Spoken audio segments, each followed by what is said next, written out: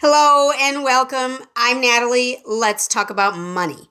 So, today, while it may kill me, we're going to talk about financing and credit scores. Basically, it's just credit scores and what to do if you don't like your credit score. Again, this might kill me.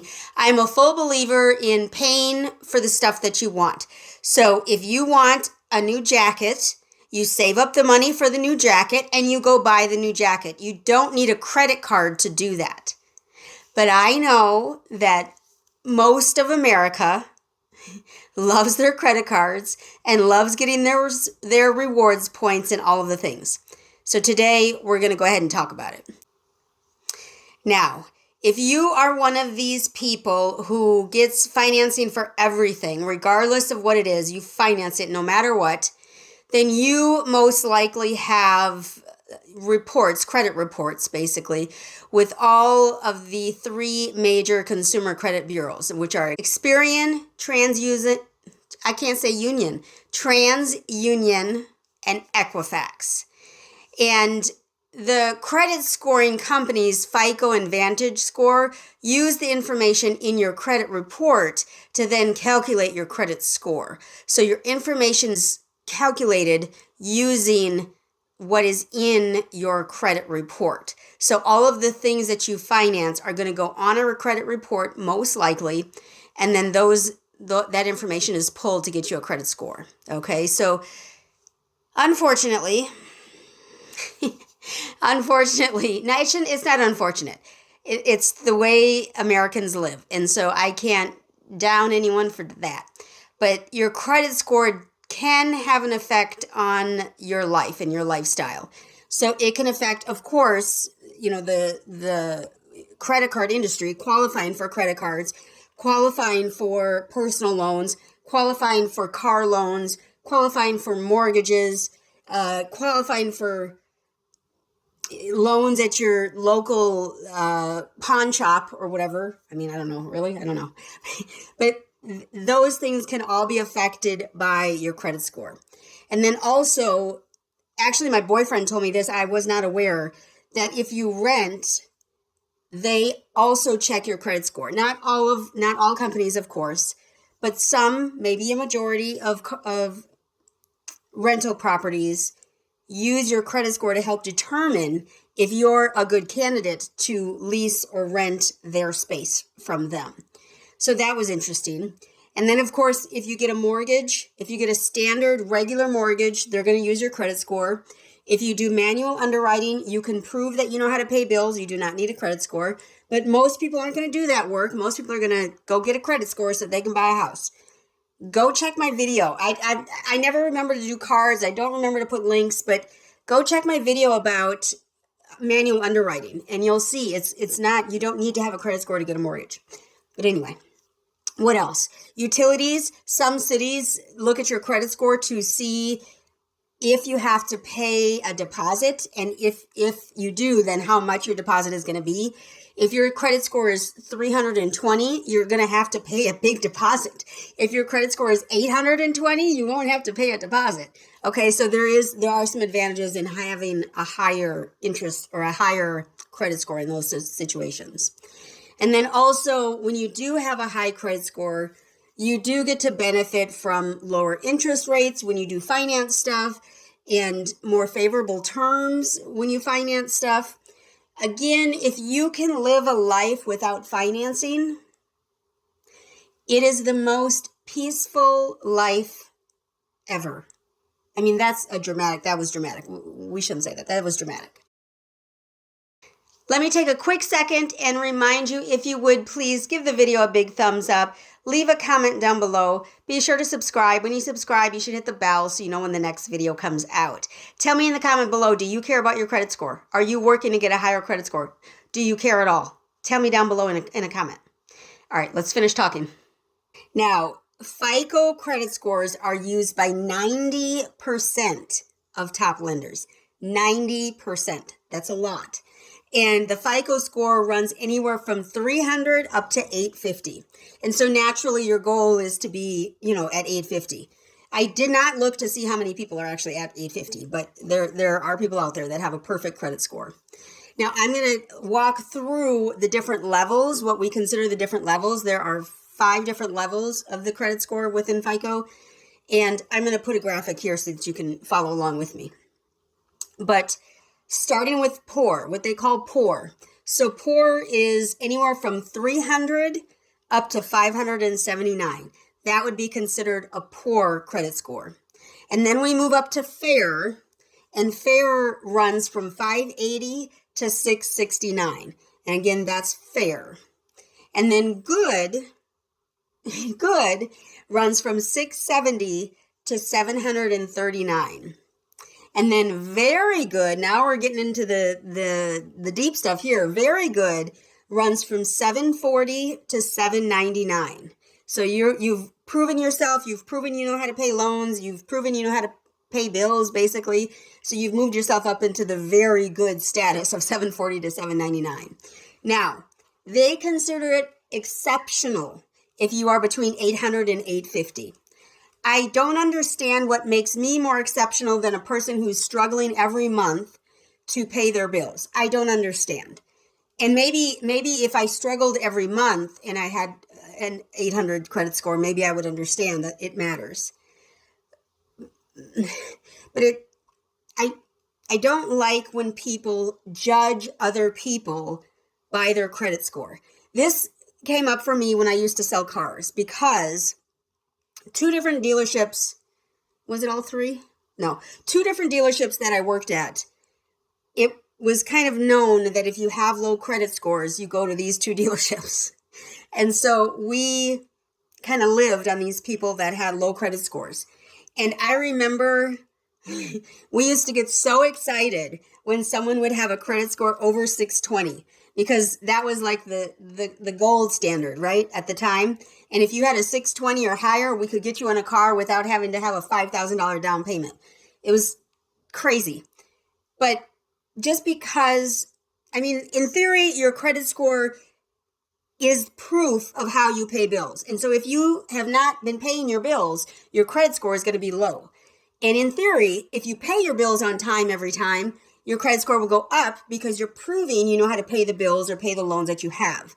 Now, I'm a big believer in auto pay. We'll get to that a little bit later. But FICO says that the average credit score in America is 717 as of October of 2024. So last October, the average was 717, which falls in that good range.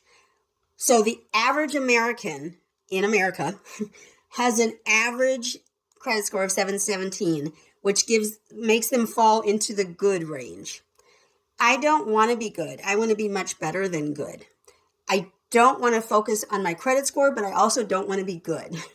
So I am blessed that I've had the opportunity to pay off a lot of debt and get my credit score exceptional. And I think that's great. And this is where I am faltering on the Dave Ramsey plan because I have, how many credit cards? I have 3. One is a regular credit card, like Capital One, and then the other 2 are store cards, Kohl's and Home Depot. So, but that's 3 credit cards. I don't consider the store cards credit cards somehow, but they are credit cards. And so I keep them open with 0 balances because I don't want to see my credit score drop. And that's the stupidest thing ever in life. I'm trying to get over it in my head. I'm trying to get over it. As long as I don't use the credit cards, I'm going to keep them open though. And so anyway, so FICO.com. So I went on a couple different sites and FICO is one of them. So FICO.com says that the average credit card balance in America is $7,422 as of April of 2024. So this was a year ago, April. We're in April 2025 now. So last year, the average was 7,422. This year, I'm sure it's going to go up because everyone is just drowning in debt. So I'm sure it'll go up. But as of last year, 7,422 is the average credit card balance in America. That hurts my soul. It hurts me deeply because people don't have their priorities in line. So if you paid just $300 a month for your credit card that has this balance of $74.22, you would pay off that credit card in about 2 years or so. There's a whole bunch of interest that's going to be piling on as you go. But within 2 years, you should be able to get rid of that credit card and stop carrying that credit card balance around with you. Why are you letting a credit card live with you? Why don't they get to pay rent? They should pay rent if they're going to live with you and follow you and take your money. They should pay rent. They're like, it's like a child. It's just craziness. It's craziness. One of the things that you can do is visit annualcreditreport.com to get a free credit report from all three bureaus every year for free. It's important that you don't pay for this because this is free. Annualcreditreport.com. They will give you once a year, they'll give you your credit reports free of charge. I would recommend, if you care about credit and you want to know what's on your credit and all the things, I would recommend doing that once a year. You do want to pay attention to your credit report because if something is reported on your credit report and it's inaccurate, that can hurt you in terms of your credit score. And so you do want to review it to make sure everything that's on your credit report is accurate. So that's actually one of the tips down below. So I'm going to get to that. But annualcreditreport.com is the site that you can go to. No affiliation. I'm not being sponsored. I'm not sponsoring. They're not sponsoring me. Nothing like that. But it's just a tool that I have used in the past. And it was also mentioned in one of the articles that I read. So annualcreditreport.com. So we've talked about all those crazy numbers that I do not approve of. So now, what can you do to keep your credit score or make your credit score good? To either get it there or keep it there. So the most logical way is to just pay your bills on time. Now, everyone comes across hard times. It's going to happen. It might be this year, it might be next year, it might be in 15 years, but it'll happen. You'll come across hard times. Paying the bills will be difficult. But you can figure out a way to pay your bills on time consistently. You maybe have to work harder. You maybe have to work more hours. You maybe have to get a couple side gigs. But you should pay your bills on time every time. It just should be automatic. If you have to finance stuff, make sure that whatever it is you're financing, you can afford to pay for. If you could afford to pay for it, you wouldn't have financed it though. So keep that in mind as well. And the next tip is to not shop around. Don't shop around for the best credit card or the best school loan or the best, car loan or whatever. Especially credit cards though. You don't need another credit card. You need more money in your bank account or in your investment account. That's what you need. You do not need another credit card.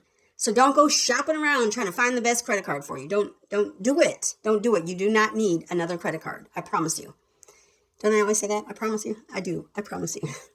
And same with the car payments. If you have to buy a car and you have to finance it because you didn't plan very well, that's fine, but you have to figure out before giving your social security number for anyone to look up your credit score, you should go look at your credit score first. And if you're in a low or poor, if you're in the fair or poor range, it's probably not the time to buy a car because your rate is going to be so high, you're going to hate it. So plan your life. Plan it. It makes life so much easier when you plan it. If you go and you've decided you have to finance your car, you know that your credit score is 718, so just above average, so that you know you'll be able to get a car at a decent rate, hopefully. Go into the dealership with either a specific car or a specific amount, not a car payment amount. The total amount you're going to pay when you leave the dealership. That includes your tax, that includes if you buy extra warranty, that includes tire replacements, that includes tint, if you're paying for tint, all the things that you can add on to the bill. Ensure that whatever amount you in your own self, using the computer, have come up with that amount. Let's say you've come up with an amount of $30,000. That's all you can spend. $30,000 out the door, not $30,000 before all the taxes and fees, because there's title fees, there's dealership fees, there's, again, warranties and all the things. Make it before all of that, okay?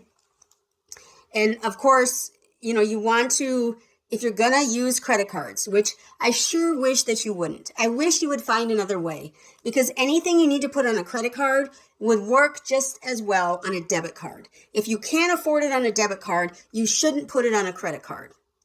Okay, that's my whole spiel. If you are going to put it on a credit card, try to use your credit cards so that they're only at a 10% mark. So don't use more than 10% of what's available on that card. Okay, so if you are at 9% and you have to go make this big purchase and you have to go up to 15%, it's not the end of the world. But if you're working on your credit score, having 10% or less will help your credit score increase.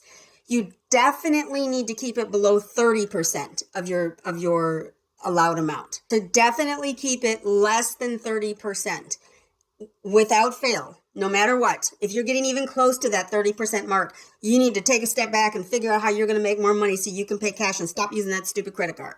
Okay? Okay. One thing that I did many years ago was I moved all of my bills to auto pay. I now have my city, just over the course of the last year, I think, maybe 2 years, they moved to auto pay as well. So now you can pay them online and through auto pay. They didn't used to have this before, so it's amazing. So if you move your bills to auto pay, you never have to worry about being late, because your auto pay is going to take that payment out when it's due and everything's going to be fine. You must do this after you've budgeted and after you know that you can afford the bills that you have. If you can't afford the bills that you have, auto pay is not for you.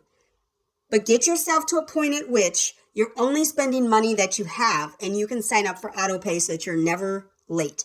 Don't be late. Okay? One last tip. I got to get going. I've been on here for a long time. One last tip is pay your bills twice a month instead of just once a month. This will help to save you interest in the long run. So pay your bills twice a month. If it's on a credit card or a car payment, make sure that the two amounts that you are paying are equal to or greater than the amount that's owed each month.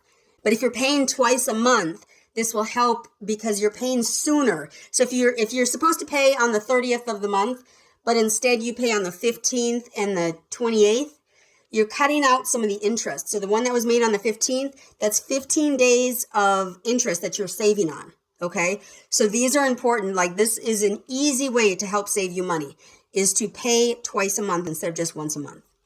Now, the best way to live is debt-free, and also to invest in yourself today so that you can make a difference for others tomorrow. I thank you so much for stopping by. Give the video a big thumbs up if you would. Leave a comment down below, and be sure to subscribe. When you subscribe, you should hit the bell so you know when the next video comes out. Again, I thank you so much for stopping by today. Y'all have a great one.